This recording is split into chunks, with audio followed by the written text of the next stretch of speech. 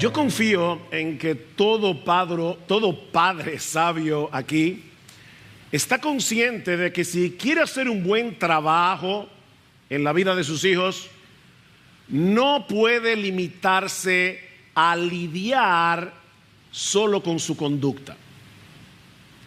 Todo padre sabio está consciente de que debe pastorear el corazón. Pastorear el corazón.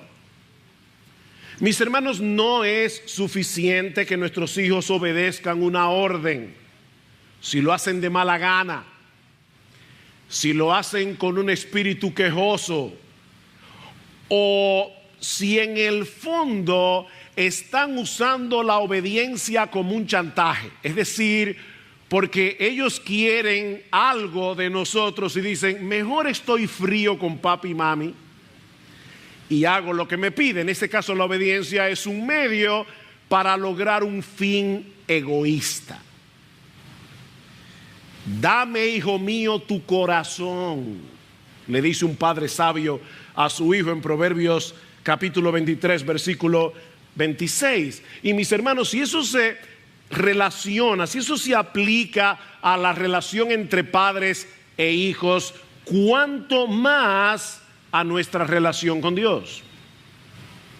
Él no quiere de nosotros una fachada de obediencia. Él no quiere de nosotros una fachada de espiritualidad.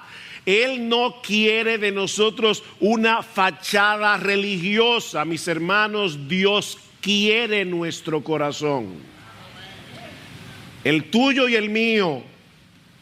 De ahí la reprensión de Cristo a los líderes religiosos de su tiempo. Recuerden Marcos capítulo 7 versículo 6, bien profetizó de vosotros Isaías diciendo, hipócritas, este pueblo de labios me honra, pero su corazón está lejos de mí. Mis hermanos, si el corazón está lejos de Dios, nuestras alabanzas de labios no son más que palabras vacías. Nuestro servicio a Él son una ceremonia sin vida. Mis hermanos, Dios quiere de nosotros todo nuestro ser como un sacrificio vivo, dice Romanos capítulo 12, nuestro cuerpo y nuestro espíritu involucrados en nuestro servicio, en nuestra alabanza, en nuestra adoración, porque todo nuestro ser es de Él. Él nos compró. Esa es una de las enseñanzas clave que encontramos en el pasaje de Ageo que vamos a considerar en la mañana de hoy. Pero por amor a aquellos que nos visitan, permítanme tomar unos breves minutos para poner esta historia en su contexto. En el año 586 antes de Cristo, los babilonios destruyeron la ciudad de Jerusalén, destruyeron el templo que Salomón había construido y se llevaron cautivos a un gran número de israelitas a Babilonia. Pero tal como Dios había profetizado en el libro de Daniel, unos años más tarde los persas conquistaron a los babilonios y el rey Ciro el Grande de Persia emitió un decreto para que aquellos judíos que lo desearan regresaran a Jerusalén para reconstruir el templo y la ciudad.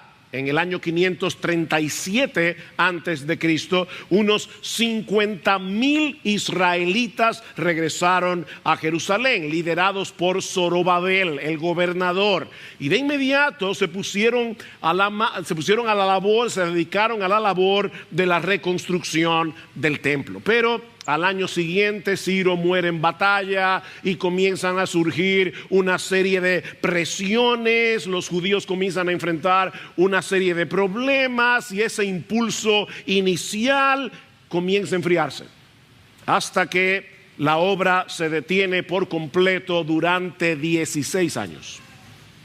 Es en ese contexto que Dios les envía al profeta Ageo en el año 520 antes de Cristo, que los exhorta a arrepentirse, que los exhorta a poner sus prioridades en orden, a salir de esa apatía espiritual en la cual estaban sumidos. Todo el pueblo reacciona al mensaje de la palabra y de inmediato reinician el proyecto de reconstrucción.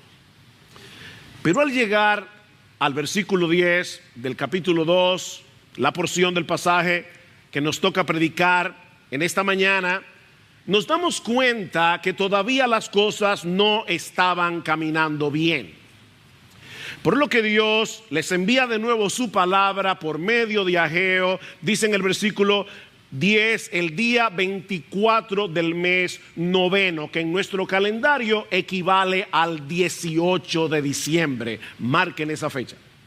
Este mensaje de Ageo, recuerden, Ageo tuvo varios mensajes desde el mes de agosto hasta este último, el 18 de diciembre del año 520 antes de Cristo. Tal parece que algunos de estos israelitas estaban suponiendo que todo iba marchando bien por el hecho de ellos haber comenzado la reconstrucción del templo. Pero lo cierto es, mis hermanos, que no todo estaba bien. Había un problema en el corazón que no estaba del todo resuelto. Por eso alguien decía que el corazón del problema es el problema del corazón. Ellos habían reiniciado la obra, pero todavía había un problema. La mera reconstrucción del templo, por importante que esto fuera, no implicaba necesariamente un verdadero arrepentimiento de corazón por la forma como ellos habían relegado a Dios a un segundo plano por casi 16 años. Y es por eso que lo primero que hace Ageo, o para ser más precisos teológicamente, lo primero que hace Dios, no olviden que esto es un mensaje de Dios por medio de su profeta, lo primero que hace Dios por medio de Ageo es llamarlos a considerar seriamente la condición de sus corazones. Vean una vez más el versículo 10. El día 24 del mes noveno, en el año segundo de Darío, vino la palabra del Señor al profeta Ageo diciendo: así dice el Señor de los ejércitos, pide ahora instrucción a los sacerdotes. Y me llama la atención que no dice pidan, dice pide tú. Esto es un mensaje muy personal. Tú, miembro de Iglesia Bíblica del Señor Jesucristo, este mensaje es para ti. Olvídate de tu hermano que está al lado tuyo. Este mensaje es para ti. Pide ahora instrucción. Si alguno lleva carne consagrada en la falda de su vestidura y toca con su falda pan, alimento cocido, vino, aceite o cualquier otro alimento, ¿quedará consagrado? Y los sacerdotes respondieron y dijeron no.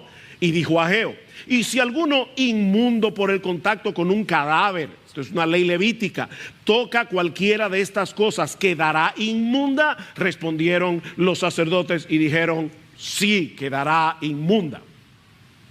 En el Antiguo Testamento, los sacerdotes tenían la responsabilidad de instruir al pueblo sobre los diversos aspectos morales, civiles y ceremoniales de la ley de Dios. Así que Dios le ordena al pueblo que consultaran con los sacerdotes sobre las implicaciones de algunas de las leyes relacionadas con la impureza ceremonial, sobre todo en el libro de Levítico. Y yo sé, mis hermanos, que para nosotros esto es hoy algo extraño. Nosotros no solemos pensar en esas categorías de puro o impuro ceremonialmente hablando. Nosotros vamos a un funeral y si es una persona amada, tocamos el féretro, tocamos el cadáver y eso no nos vuelve impuros ceremonialmente. Pero eso no era así en el Antiguo Testamento. Cuando un judío tocaba un cadáver, cuando un judío tocaba algo inmundo, quedaba ceremonialmente impuro. Y lo que eso quiere decir es que por un tiempo ese judío no podía participar libremente del culto público en el templo. Esa es la idea de una impureza ceremonial. Es en ese contexto que ahora Dios le dice: pregúntale al sacerdote qué pasaría si él llevara en la falda de su manto, como era la costumbre, una carne que había sido consagrada y ahora toca algún otro tipo de alimento, pan, aceite, vino o otro pedazo de carne. ¿Eso haría que ese otro alimento quedara consagrado? Y el sacerdote responde correctamente: no, eso no se pega. La consagración no se pega. Pero ¿qué pasa si es al revés? Pregunta a Dios. Que alguien en estado de impureza ceremonial, tal vez por haber tocado a un cadáver, tocara cualquiera de esas cosas, pan, aceite, cualquier alimento. En ese caso, el alimento quedaría inmundo, y los sacerdotes entonces correctamente responden que sí. El principio, mis hermanos, que está detrás de estas leyes ceremoniales es muy simple. La santidad no se pega, pero la impureza es altamente contagiosa. La santidad no se pega. La impureza, la inmundicia es altamente contagiosa. Tal vez nos ayude un ejemplo cotidiano. Niños, escúchenme, quiero hacerles una pregunta. Niños jóvenes que están aquí. Imagínate que tú tienes una camisa blanca acabadita de lavar, está totalmente limpia, y a ti se te ocurre la brillante idea de usar tu camisa blanca para limpiar una superficie que está manchada de aceite. Y la pregunta es: ¿la blancura y la limpieza de la camisa van a hacer que la mancha desaparezca, o lo que va a suceder es que la mancha va a dañar la camisa? La respuesta es muy obvia, ¿no? La mancha no va a desaparecer, la camisa quedará manchada. Otro ejemplo. Hace unos meses, pocos meses atrás, 2 o 3, yo estaba en la ciudad de Orlando, en una labor ministerial. Y yo estoy observando a la hermana, estoy hablando con ella en la cocina mientras ella está preparando el desayuno. Ella está haciendo una tortilla de huevos. Y yo veo que de repente, antes de poner la tortilla de huevo en el sartén, la hermana bota la mezcla en la basura. Y yo le pregunto qué pasó. Y dice, bueno, que había un huevo podrido. Fíjense, el punto es este. Si yo estoy haciendo una tortilla de 6 huevos, y uno de los huevos, uno solo, está dañado, si lo mezclo con los 5 huevos que están buenos, estos 5 huevos buenos no van a arreglar el que está podrido, sino que el podrido va a dañar toda la mezcla. Ven que el principio no es tan complicado de entender. La santidad no se pega, pero la inmundicia sí. La inmundicia sí. Y lo mismo sucede a nivel moral, lo mismo sucede a nivel espiritual. Miren, mis hermanos, estar al lado de una persona santa no te santifica. Y tú puedes pasarte 25 años al lado de ella, y eso automáticamente no te santifica. O apliquemos a las actividades religiosas. Venir los domingos a la iglesia regularmente, fielmente, cada semana. Cantar los himnos con los ojos cerrados, las manos levantadas. Escuchar la predicación de la palabra. Ninguna de esas cosas te santifica automáticamente. Tú puedes hacer eso por 10, 15, 20, 30 años y eso no te santifica. Ahora noten, Dios usa esos medios para santificarnos, siempre que ellos nos acerquen a Él en arrepentimiento y fe. Si nuestro corazón está lejos de Dios, estar en el lugar correcto, haciendo las cosas correctas, no te sirve de nada. No te sirve de nada. No será de ningún beneficio. Debemos arrepentirnos de nuestros pecados. Debemos arrepentirnos de todos los ídolos que han estado suplantando a Dios en nuestro corazón. Debemos volver a ponerlo a Él en el lugar que le corresponde, volver a poner en Él toda nuestra confianza, nuestro deleite, nuestra seguridad. Eso es arrepentirse. Es volverse del pecado a Dios, es dejar de confiar en cualquier cosa que no sea Dios para volver a poner nuestra confianza, todo nuestro deleite, toda nuestra satisfacción únicamente en Dios. Por casi 16 años, estos israelitas a los que Ageo les estaba predicando habían estado muy ocupados en sus propios negocios, habían estado muy ocupados en sus casas artesonadas, estaban muy ocupados en sus placeres, en sus propios deleites, a tal punto que habían relegado a Dios a un lugar muy secundario en sus vidas. Vean una vez más el capítulo 1 que ya estudiamos, versículo 3. Entonces vino la palabra del Señor por medio del profeta Ageo diciendo: ¿es acaso tiempo para que vosotros habitéis en vuestras casas lujosas, en vuestras casas artesonadas, mientras mi casa, el templo, está en ruinas, está desolado? Es tiempo para ustedes, pero no es tiempo para Dios. Y aunque ellos habían comenzado a reedificar el templo, mis hermanos, eso no necesariamente implicaba que todo el pueblo estaba consciente de lo mucho que se habían alejado de su comunión con Dios. No estaban tan conscientes de lo trastornadas que estaban sus prioridades. Es por eso que a lo largo de todo el libro nosotros vemos una y otra vez el llamado de Dios a considerar.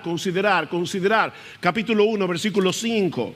Ahora pues, así dice el Señor de los ejércitos: considerad bien vuestros caminos. Dios no quiere de nosotros un activismo irreflexivo. Versículo 7, así dice el Señor de los ejércitos: considerad bien vuestros caminos. Versículo 15 del capítulo 2, ahora pues, considerad bien esto de hoy en adelante. Versículo 18, pero considerad bien esto desde hoy en adelante. Y al final del versículo 18, considerad bien.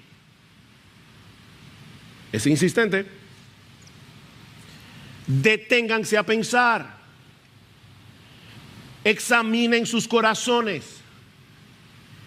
¿Cómo está tu comunión con Dios? ¿Qué tan importante es para ti obedecer lo que Él nos manda en su palabra, movido por un sentido de gratitud, con el propósito de agradarlo a Él? Señor, yo no voy a hacer esto, voy a hacer esto porque yo sé que es lo que te agrada a ti. ¿Qué tan consciente tú vives de agradar a Dios? Mira, mi hermano, mi hermana, no vivas tu vida cristiana en automático. No vivas tu vida cristiana haciendo por inercia lo que se supone que todo creyente debe hacer. Ahora voy a leer mi Biblia, ahora voy a orar, ahora voy a venir a la iglesia, ahora voy a cantar, ahora me voy a involucrar. Nosotros hemos estado hablando de involucrarnos en los diferentes ministerios, y el más importante ahora mismo es cuna, corral, la escuela dominical. Eso es importante, pero no lo hagas por inercia. No lo hagas en automático, porque óyeme bien, mi hermano, ninguna de esas actividades religiosas son un fin en sí misma. Dios usa todas esas cosas para que nos acerquemos a Él. La mera reconstrucción del templo no servía para nada sin un verdadero arrepentimiento. Más bien, Dios le dice: ustedes están profanando lo que están haciendo porque no hay en vosotros un arrepentimiento de corazón. Vean el versículo 14. Ahora viene la aplicación de Ageo. en su época. Entonces volvió a hablar a Jehú y dijo: así es este pueblo y así es esta nación delante de mí, declara el Señor, y así es toda obra de sus manos, y lo que aquí ofrecen inmundo es. ¿Se dan cuenta del problema? La mera reconstrucción del templo no servía para nada si ellos no resolvían el corazón del problema. Y el corazón del problema es el problema del corazón. El corazón del problema es el problema del corazón. Sin un verdadero arrepentimiento, ellos estaban profanando el templo. Su inmundicia lo contaminaba todo. ¿Qué debían hacer? Arrepentirse. Debían destruir los ídolos que estaban suplantando a Dios en sus corazones para volver a disfrutarlo a Él. Mis hermanos amados, ¿qué era lo que significaba este templo? ¿Era simplemente construir un edificio y ya todo estaba bien? No, recuerden que la reconstrucción del templo era importante porque ese templo representaba la presencia y la gloria de Dios en medio de ellos. Pero ¿saben qué? Para poder disfrutar de esa presencia, tú tienes que tener un corazón arrepentido. Por eso decía Lutero que la vida cristiana consiste en volver una y otra vez al arrepentimiento y a la fe. No es una sola vez que tú te arrepientes, no es una sola vez que tú crees. Constantemente tenemos que volvernos de nuestros pecados a Dios. La vida cristiana es una vida de arrepentimiento. Es por eso que en el templo había un altar. ¿Y para qué era el altar? Para llevar a cabo los sacrificios. ¿Y para qué eran todos esos sacrificios?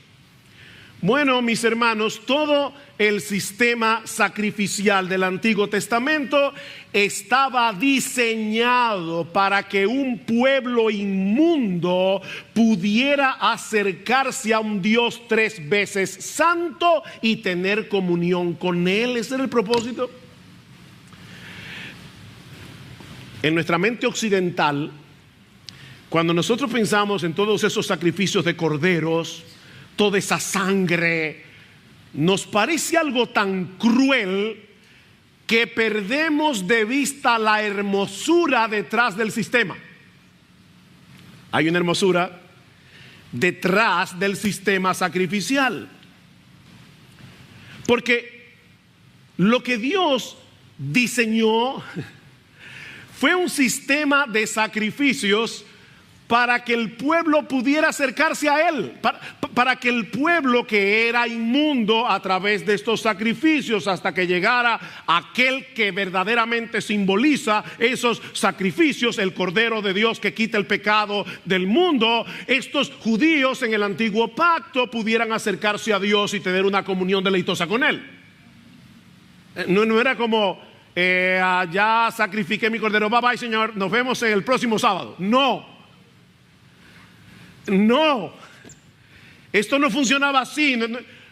No era un asunto ritualista, no era un asunto meramente ceremonial, era un problema del corazón. Ellos estaban resolviendo un problema del corazón. Mis hermanos, escuchen rápidamente algunos pasajes del Antiguo Testamento que yo temo que fácilmente podemos pasar por alto. Éxodo 18:12. Y tomó Jetro, suegro de Moisés, holocaustos y sacrificios para Dios, holocaustos y sacrificios, y vino Aarón y todos los ancianos de Israel para comer con el suegro de Moisés delante de Dios. Miren, en la cultura oriental una comida es algo súper importante. No es simplemente ir a comer un plato de comida. Es lo que sucede ahí. Jetro lleva a cabo este sacrificio y Aarón y Moisés, ¿para qué? Para poder comer delante de Dios. ¿Ven? Perdón y comunión, perdón y comunión. Éxodo 24:5. Y envió jóvenes de los hijos de Israel, los cuales ofrecieron holocaustos y becerros como sacrificios de paz al Señor. Y ahora escuchen esto. Y vieron a Dios y comieron y bebieron. Todos estos sacrificios es para que ellos pudieran sentarse a la mesa con Dios, a tener comunión con Él. Un texto más, Deuteronomio 12:6. Y allí llevaréis vuestros holocaustos y vuestros sacrificios y comeréis allí delante de Jehová vuestro Dios y os alegraréis. No era, ya Señor cumplí, mira el cordero, nos vemos. No, perdón y comunión, perdón y comunión. Todo el sistema sacrificial del Antiguo Testamento fue diseñado para proveer perdón y comunión, para poder sentarse a comer con el Dios soberano, con el Rey de los Reyes, con el Señor de los Señores. No podemos disfrutar al Dios Santo sin arrepentimiento. No se podía en el Antiguo Testamento y saben que tampoco se puede en el Nuevo, porque es el mismo Dios y son las mismas demandas de santidad. En 2 Corintios, Pablo le dice a una iglesia cristiana, 2 Corintios 6:16, él le pregunta: ¿hay algún acuerdo entre el templo de Dios y los ídolos? ¿Será que acaso Dios envió una embajada de paz y ya se reconcilió con los ídolos y ya hay un acuerdo? Por supuesto que no. Y ahora escuchen: porque vosotros sois el templo del Dios viviente, como Dios dijo: habitaré y andaré entre ellos y seré su Dios. ¿Tú sabías que Dios está aquí caminando en medio nuestro? Habitaré y andaré entre ellos y ellos serán mi pueblo. Pero aquí hay una demanda: por lo cual salid de en medio de ellos y apartaos, dice el Señor, y no toquéis lo inmundo, y yo os recibiré y seré para vosotros por padre, y vosotros me seréis hijos e hijas, dice el Señor de los ejércitos. Aquí está la versión nuevo testamentaria del pasaje de Ageo. Es el mismo Dios, las mismas demandas: no toquen lo inmundo. Mis hermanos, voy a hacer una comparación que obviamente no es del todo precisa, porque, como he dicho muchas veces, la cosa ilustrada nunca ilustra perfectamente lo que ilustra. Es una ilustración, valga la redundancia. Tú quieres tener una deleitosa comunión con tu esposa, agrádala. ¿O qué tú pretendes? Que tú la puedes tratar como si fuera cualquier cosa y entonces después tú quieres que ella esté contigo de risita. Ahora fíjate, ella sigue siendo tu esposa por un pacto que tú hiciste con ella. Ella no deja de ser tu esposa por cómo tú te comportes. Yo estoy hablando, si tú quieres disfrutar de una deleitosa comunión con tu esposa, agrádala. Es fácil de entender, ¿verdad? Que sigue diciendo Pablo: así que, amados, aquí está su conclusión, puesto que tenemos tales promesas, limpiémonos de toda contaminación de carne y de espíritu, perfeccionando la santidad en el temor de Dios. Lo que Pablo está diciendo es que si Dios ha prometido habitar en medio nuestro, ¿no debería ser eso una razón suficiente para tomar en serio la santidad de nuestro corazón? Para evitar intencionalmente todo aquello que pueda ser ofensivo a Dios, que pueda alejarnos de Él. Tenemos un gran privilegio, dice Pablo. Dios habita en medio nuestro. ¡Wow! Ahora vivamos en consecuencia. Seamos coherentes. Los israelitas de los días de Ageo preferían disfrutar de sus casas lujosas, no de Dios. No, Dios puede esperar, pero no mi casa, no mis placeres, no mis lujos, no mis deleites, no mi entretenimiento. Dios puede esperar, esto no. Y es por eso que ahora, en la segunda parte del mensaje, aquí va mi segundo encabezado, Dios, a través de Ageo, también llama al pueblo a recordar la profunda insatisfacción que ellos cosecharon como consecuencia de haberlo relegado a él a un lugar muy secundario en sus vidas. Recuerden vuestra insatisfacción, versículo 15. Ahora pues considerad bien esto de hoy en adelante, antes que se pusiera piedra sobre piedra en el templo del Señor. Desde aquel tiempo venía alguno a un montón de 20 medidas y había solo 10, eran menos. Venía alguno al lagar para sacar 50 cántaros y resulta que solo había 20. Y ahora Dios les explica por qué. Os herí con viento abrasador, con añublo, con granizo, en toda obra de vuestras manos, pero ninguno de vosotros se volvió a mí, dice el Señor. ¿Ven el punto? No es difícil. Esta parte del mensaje es muy parecida al primero que Ageo predicó en el mes de agosto, 3 meses antes. Noten el versículo 6 del capítulo 1. Sembráis mucho, pero recogéis poco. Coméis, pero no hay suficiente para que os saciéis. Bebéis, pero no hay suficiente para que os embriaguéis. Os vestís, pero nadie se calienta. Y el que recibe salario en bolsa rota. Y luego a partir del versículo 11, Dios le está diciendo: fui yo el que llamó la sequía. Fui yo el que hice que la tierra no produjera fruto. Yo fui que lo hice. Nosotros solemos hablar de las leyes naturales y fácilmente podemos olvidar que somos nosotros que le llamamos leyes naturales. La Biblia le llama la providencia de Dios. Es Dios el que maneja todas las cosas. Todas las cosas. El campo produce porque Dios hace que produzca. Cae lluvia como esta mañana porque Dios hace que caiga la lluvia. Es Dios el que gobierna su creación.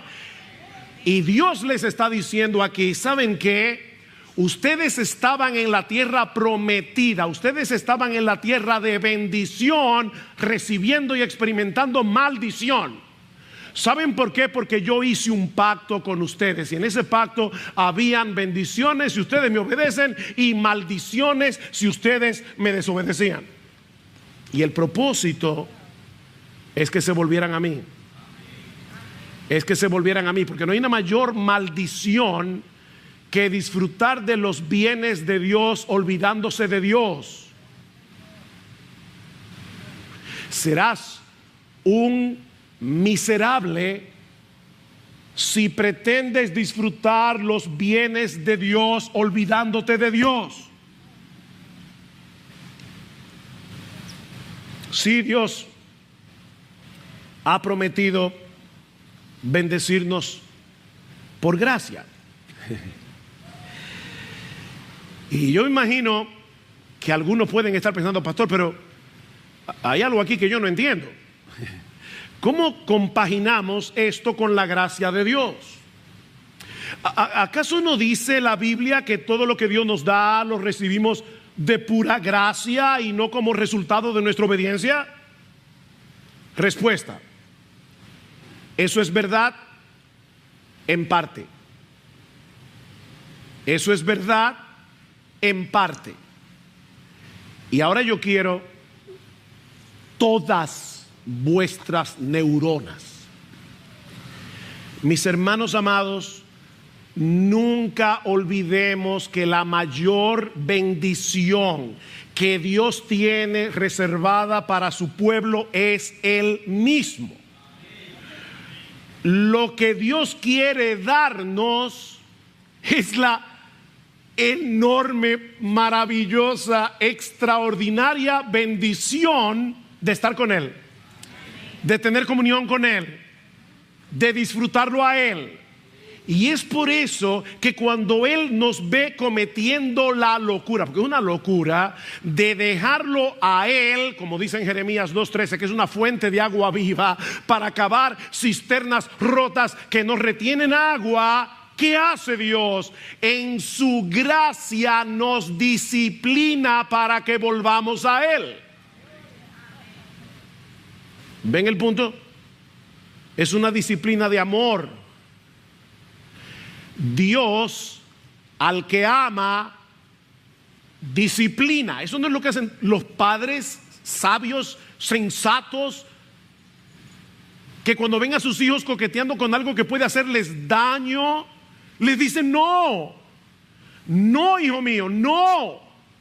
Eso mismo hace Dios, porque Él es un buen padre.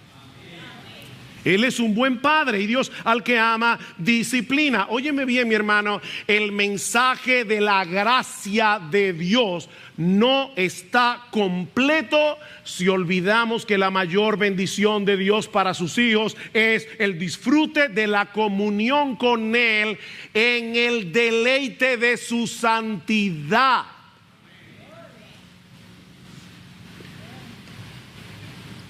El diablo nos ha vendido la idea de que la ley de Dios es una camisa de fuerza. Es como si Dios fuera un matagozo cósmico, un ser aburrido que está allí en el cielo, procurando de todo corazón que nosotros disfrutemos de su aburrimiento. Así que cada vez que Él nos ve disfrutando demasiado de algo, dice, no, prohibido, prohibido, prohibido. No, ese no es el Dios de la Biblia, ese es el Dios que el diablo quiere poner en tu corazón. El Dios de la Biblia no es un tirano, el Dios de la Biblia es bueno y nos ama con un amor inalterable. ¿Qué dice el Salmo 19:8? Los mandamientos de Jehová son rectos y ¿qué producen? Alegran el corazón. Alegran el corazón. ¿Qué le dice Cristo a sus discípulos en Juan capítulo 15 versículo 10? Si guardareis mis mandamientos, permaneceréis en mi amor, así como yo he guardado los mandamientos de mi Padre y permanezco en su amor. Y ahora escuchen, estas cosas os he hablado para que mi gozo esté en vosotros y vuestro gozo sea completo. Obedezcan y van a recibir esa bendición. Mira, tomar en serio los mandamientos de Dios, tomar en serio la santidad, no es contrario a la gracia. Pensar eso es una desgracia. Lo que es contrario a la gracia es tratar de obedecer a Dios para ganarnos su favor. Eso es contrario a la gracia. En vez de hacerlo movidos por la gratitud de haber sido ya favorecidos por gracia.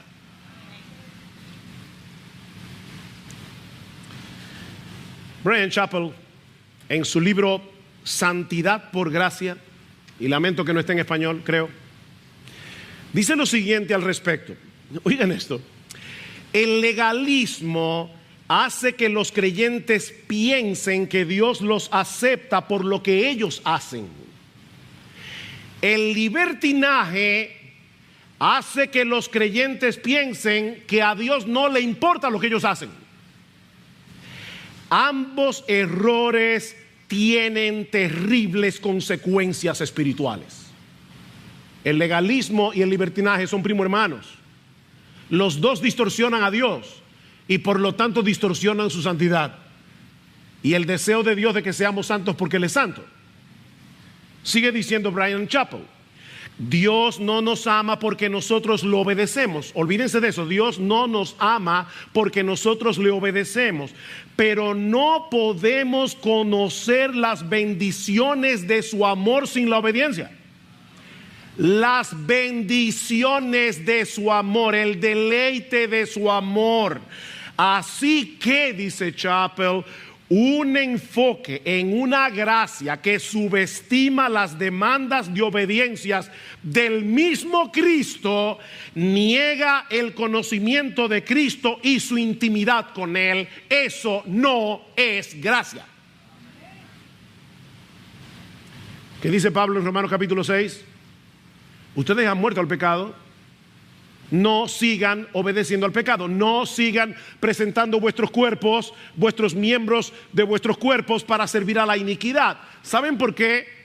Porque ya no estáis bajo la ley, sino bajo la gracia. Espérate. El pecado, dice Pablo, ya no se enseñoreará de vosotros. ¿Saben por qué? Porque ustedes no están bajo la ley, están bajo la gracia. Y yo creo que ese es uno de los textos más mal interpretados en el día de hoy. ¿Qué significa eso? El pecado ya no puede enseñorearse porque ustedes cambiaron de dueño. Cuando ustedes estaban bajo la ley, como seres humanos comunes y corrientes, antes de ser regenerados por Dios, antes de disfrutar de la nueva vida que ahora tenemos en Cristo, ustedes tenían la obligación de cumplir la ley porque Dios es Dios, pero no podían hacerlo. Ustedes tenían que obedecer, pero no podían obedecer porque eran esclavos del pecado. Pero ahora nosotros estamos en un nuevo régimen. Es el régimen de la gracia. Y en ese régimen, ahora Dios nos da los recursos que necesitamos para obedecer.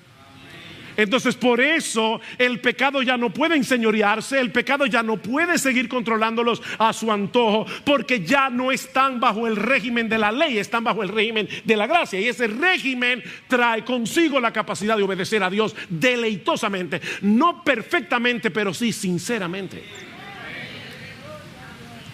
Aleluya, gloria a Dios. Es por eso que Ageo concluye su mensaje de parte de Dios con un llamado a descansar con esperanza en la bendición que acompaña la obediencia de corazón. Versículo 18.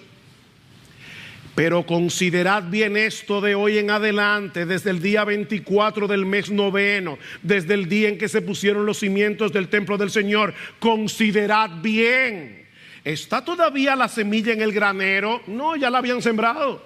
Pero todavía la vid, la higuera, el granero y el olivo no han dado fruto. Pero desde hoy yo os bendeciré. Wow, qué mensaje tan esperanzador. Otra vez tenemos que prestar atención a la fecha del mensaje. El 24 del mes noveno, estamos el 18 de diciembre en nuestro calendario. Esa era la época en que los judíos ya habían sembrado la semilla en el campo y estaban aguardando los frutos. Este era un tiempo importante del cultivo.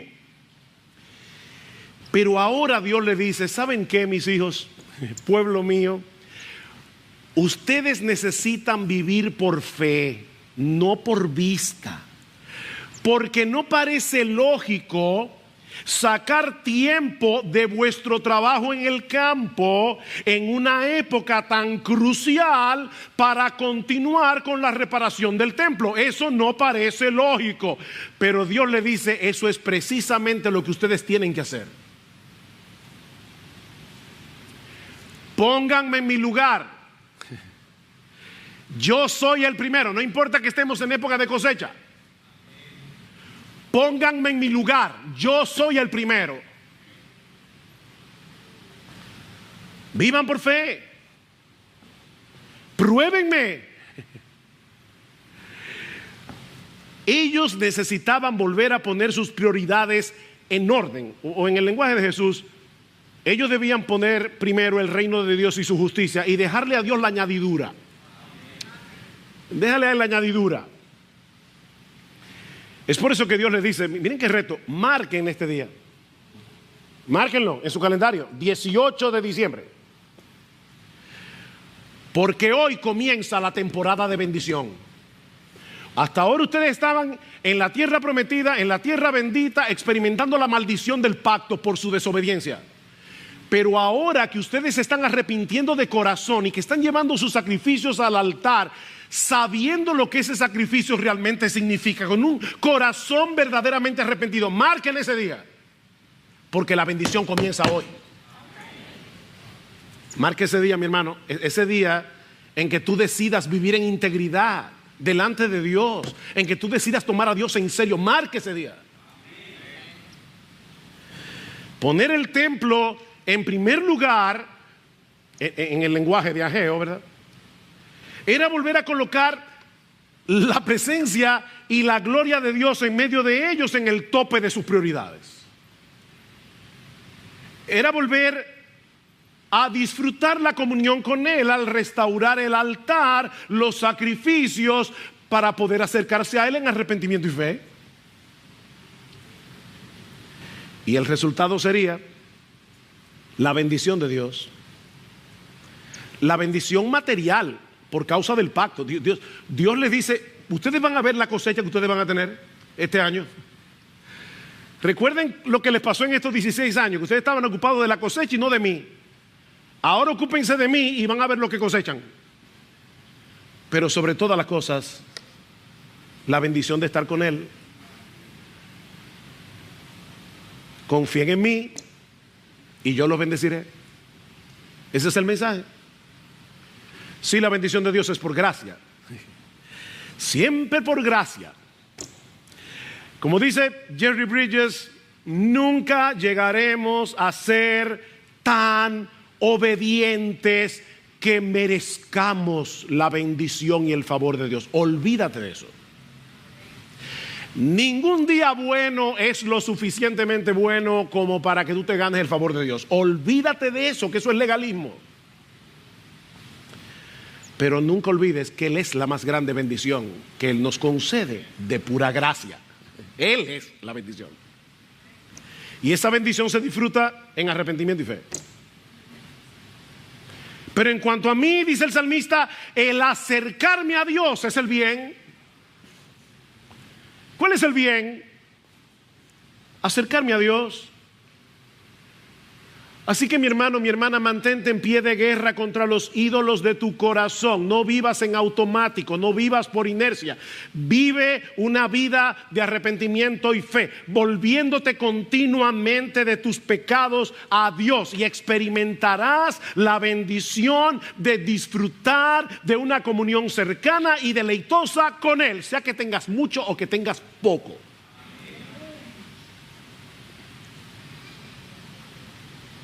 Dios no te salvó de pura gracia para que ahora tengas licencia para pecar.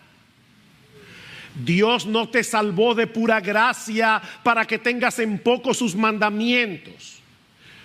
Dios te salvó para que puedas disfrutarlo a Él en la hermosura de su santidad. Una cosa he demandado al Señor, una cosa, una, no dos, no tres, no 10, una sola cosa. Salmo 27:4, he demandado al Señor que esté yo en la casa del Señor todos los días de mi vida, para contemplar la hermosura del Señor y para admirar en su templo. La hermosura del Señor. Dios nos compró al precio de su sangre, no con sacrificios de animales. Dios nos compró a precio de su sangre para que podamos tener comunión con Él. Estaba leyendo que en el año 2019 hay una subasta que se hace todos los años para comer con famosos. ¿Cuánto tú pagarías por comer con un famoso? Bueno, en el año 2016, en una subasta, un tipo estuvo dispuesto a pagar $4.6 millones para comer con Warren Buffett. Y le dieron un bono. Puede llevar 6 amigos que tú quieras. ¡Wow! Por $4.6 millones, está bien. Para comer con Warren Buffett. ¿Saben qué? Mis hermanos, el Dios del universo, Él pagó el precio de esa comida. con la sangre de su Hijo, para que tú y yo podamos sentarnos a la mesa con el Todopoderoso y tener una relación de deleitosa comunión con Él, como un padre con su hijo. Y Él pagó el precio. Y no fueron 4.6 millones de dólares. Fue la sangre de Jesús vertida en el Calvario.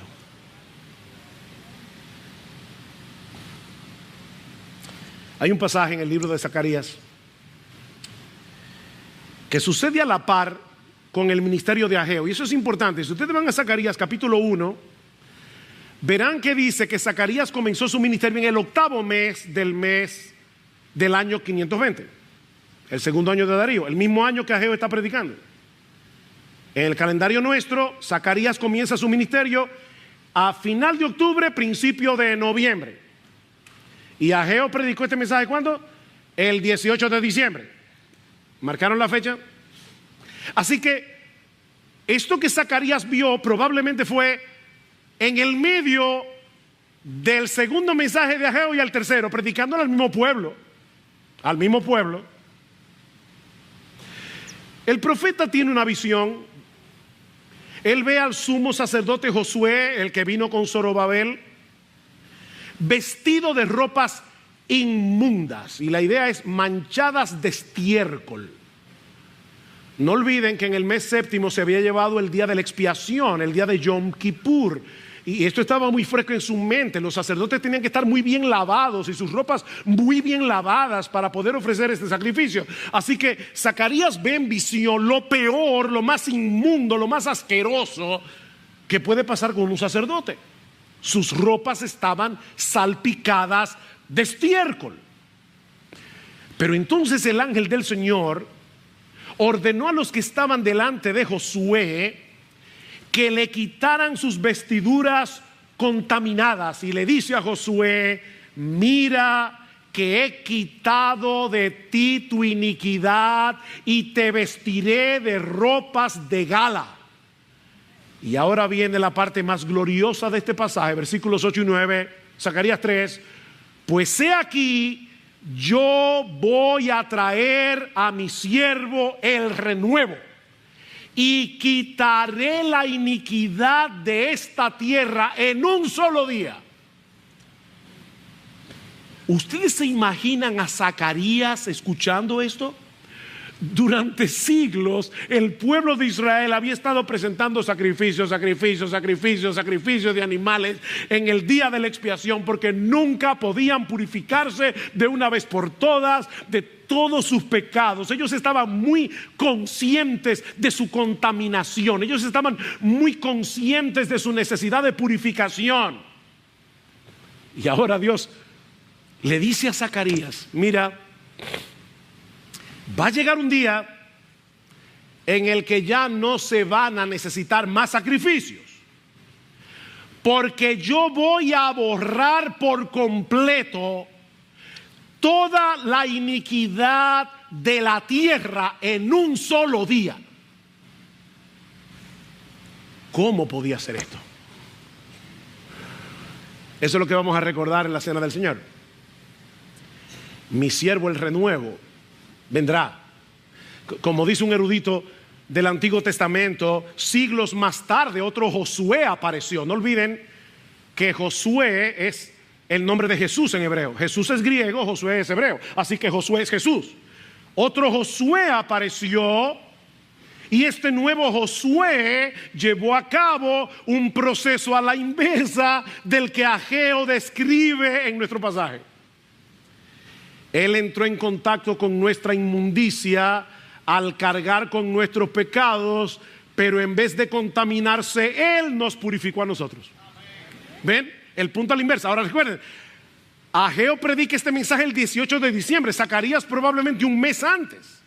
Aquí hay un proceso al revés. El que no conoció pecado, por nosotros a él Dios lo hizo pecado, para que nosotros fuésemos hechos justicia de Dios en él. O como dice en Hebreos capítulo 10 versículo 14, con una sola ofrenda él hizo perfecto para siempre a los santificados, a ti y a mí. Para siempre, un solo sacrificio. Por eso es que debemos insistir en el hecho de que la misa es una de las más grandes blasfemias que el hombre se ha inventado, porque ahí se sacrifica a Cristo cada día, cada día. Cuando parten ese pan que supuestamente es la carne de Jesús, están sacrificando a Jesús. Eso es una blasfemia. Con una sola ofrenda, Cristo hizo perfecto para siempre a los santificados. No necesitamos más sacrificios. Pero ¿para qué lo hizo Dios? ¿Para qué Dios hizo eso? Sigan leyendo Hebreos. Y llegamos al versículo 19. Y Dios le dice: puesto que ahora tenemos un camino nuevo y vivo, que fue abierto a través del velo de su propia carne, ¿qué debemos hacer? Acerquémonos confiadamente, con corazón sincero, en plena certidumbre de fe, purificados los corazones de mala conciencia y lavados los cuerpos con agua pura. El mismo mensaje de Ageo. Acerquémonos. Oh, mis hermanos, y ahora que vamos a hacer memoria de ese gran amor manifestado en el Calvario, este es un buen momento para examinar nuestros corazones. Mis hermanos, ¿de verdad creemos que nuestra satisfacción y felicidad dependen de tener comunión en santidad con el Dios vivo y verdadero? ¿Tú crees eso? Yo tengo que preguntarme, yo creo eso realmente. Que los mandamientos de Jehová son rectos y que alegran el corazón. Que el verdadero gozo se encuentra en una deleitosa y obediente comunión con Dios. ¿Cuáles son los ídolos que se están interponiendo entre Dios y tú? ¿Es el placer? ¿Es la fama? ¿Es el dinero? ¿Es el entretenimiento? ¿Es tu estilo de vida?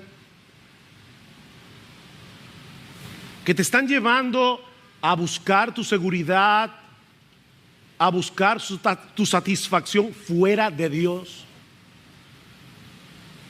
Arrepiéntete. Oh, mis hermanos, pidamos en oración que en dependencia de su espíritu hoy marquen este día 5 de junio. Este puede ser tu 18 de diciembre. Marque este día cuando te volviste a Dios en serio, en arrepentimiento y fe. Que en gratitud seamos movidos a procurar intencionalmente su agrado, viviendo en integridad, no perfectamente, es manteniendo nuestras cuentas cortas con Dios, manteniendo una buena conciencia, como dice Pablo, delante de Dios y de los hombres. Mantén tus cuentas cortas. Que si confesamos nuestros pecados, Él es fiel y justo para perdonar nuestros pecados y limpiarnos de toda maldad. No tienes que quedarte aplastado por el peso de tu pecado. No, marca este día. Oh, que el Señor bendiga su palabra predicada en esta mañana, y que ahora bendiga su palabra representada al participar de la cena del Señor, para hacer memoria del alto precio que el Dios del universo pagó por medio de la preciosa sangre de su precioso Hijo, para que ahora podamos sentarnos a comer con Él. No con Warren Buffett, no con Bill Gates, con el Rey de los Reyes y con el Señor de los Señores.